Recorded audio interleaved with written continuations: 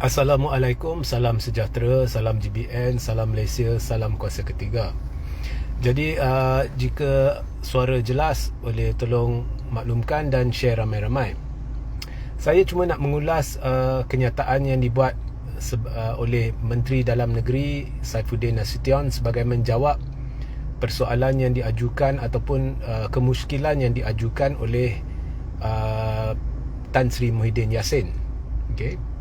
So, pendek kata, Tan Sri Muhyiddin Yassin telah mendakwa tidak ada SOP yang khusus atau jelas berhubung dengan isu 3R, dan Tan Sri Muhyiddin Yassin telah memberitahu bahawa beliau dipanggil untuk soal siasat 5 kali berkait dengan isu 3R, dan ini disusuli dengan jawapan Saifuddin Nasution yang menjelaskan sebab Muhyiddin disiasat.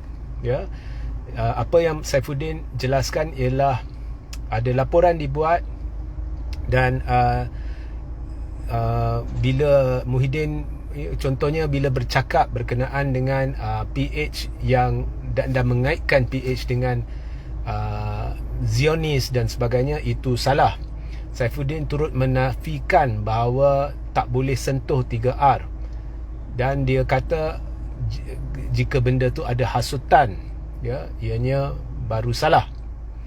Okey, sebenarnya saya hendak tambah dalam isu ni dan menyeru agar menteri jangan putar belit isu ni, sebab bila kita nak jawab, kita lihat secara keseluruhan macam mana isu 3R timbul.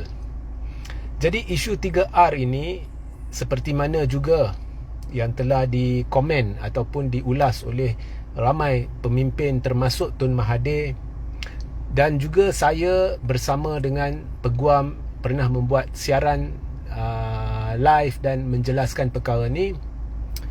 Isu 3R bila awal-awal ianya diwar-warkan oleh pihak kerajaan, malah diberi amaran, ya, jangan sentuh 3R. Masa itu kerajaan tidak memberi garis panduan atau SOP yang jelas. Jadi ianya samar-samar, dan kalau kita rujuk kepada kenyataan-kenyataan yang dibuat berkenaan 3R termasuk oleh Perdana Menteri, gambarannya cukup jelas, iaitu tak boleh sentuh 3R. Tidak dikatakan, ya, anda tidak boleh sentuh 3R dengan cara yang menghasut. Anda tidak boleh sentuh 3R dengan cara yang melanggar undang-undang. Tak, it was just, dalam bahasa Inggeris dia kata a blanket ban. Ya, so itu telah menjurus kepada kenyataan-kenyataan oleh saya, Tun Mahathir dan beberapa pemimpin lagi, termasuk peguam-peguam, bahawasanya ini bukan tugas atau bidang kuasa kerajaan, kerana kerajaan bukan penggubal undang-undang. Kerajaan hanya tadbir urus negara, yang gubal undang-undang adalah Dewan Rakyat, ya, dan proses penggubalan serta undang-undang serta penguat sebelum benda tu jadi undang-undang, semuanya berkait dengan Parlimen dan yang di-Pertuan Agong. So benda tu kita sudah jelaskan, kerana cara kerajaan melarang itu adalah menyalahi undang-undang mahupun Perlembagaan Persekutuan yang menjamin kebebasan bersuara. Ya, so gambaran memang cukup jelas, you cannot touch 3R. Okay, so ini tidak diperbetulkan setelah kita merungut, setelah kita memberi penjelasan. Ini tidak diperbetulkan oleh kerajaan, dan ia tidak diperbetulkan sepanjang pilihan raya negeri, ya, sepanjang pilihan raya 6 negeri ianya tidak diperbetulkan. Kerajaan tidak kata maaf, kami perlu memberi penjelasan yang lebih lanjut. Memang betul apa yang dikatakan oleh dia ni, dia tu, bahawa anda boleh sentuh 3R tetapi bukan dengan cara yang menyalahi undang-undang.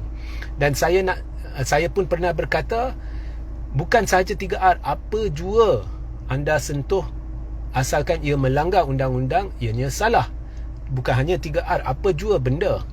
Cuma dalam isu 3R ada benda-benda tambahan yang berkait dengan sensitiviti kaum dan agama yang turut melanggar undang-undang jika anda menyentuhnya dengan cara yang menyinggung perasaan orang lain, agama lain, kaum lain.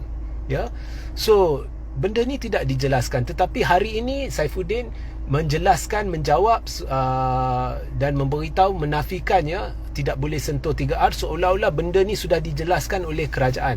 So di situ pada hemat saya sudah berlaku putar belit sedikit. So saya harap jangan buat begitu, sebab selama ni anda telah mengelirukan rakyat dan memberi gambaran bahawa kerajaan telah melarang, ya, dengan cara yang melanggar undang-undang dan perlembagaan, anda sentuh 3R, ya.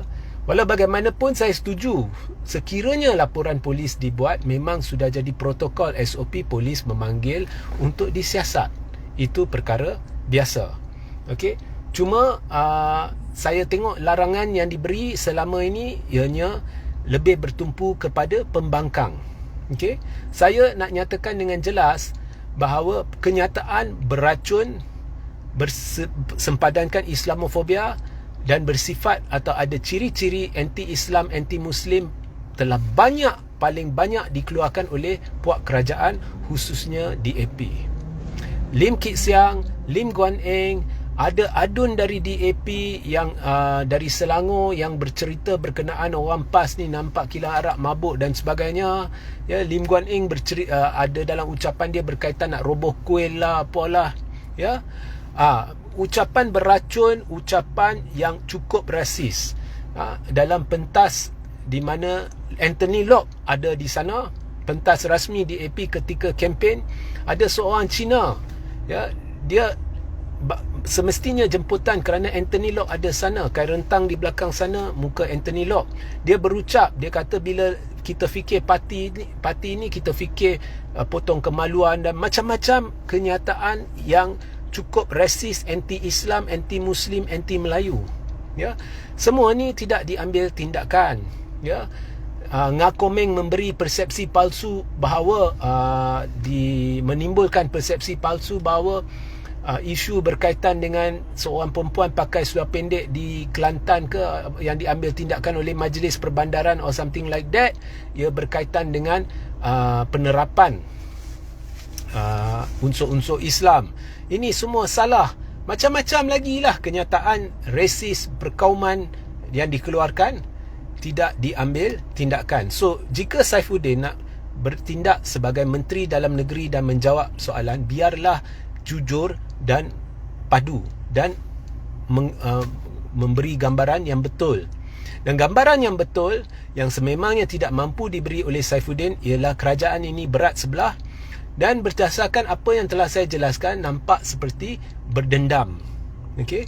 Dan tidak ada SOP dari sudut benda mana disiasat, tindakan diambil, cara tindakan diambil. Ada kalau pembangkang sebut je dah disiasat. Yang saya ceritakan ni semua tak ada perkembangan yang diumumkan. So dari sudut itu memang nampak seperti tidak ada SOP jelas. Yang kita nampak, rakyat nampak, kita pergi luar sana, tanya orang semua setuju adalah pembangkang dimangsakan. Dan saya tidak heran benda ni berlaku. Ya. So itu sahajalah. Sehingga kita berjumpa di lain masa. Assalamualaikum, salam sejahtera, salam GBN, salam Malaysia, salam kuasa ketiga.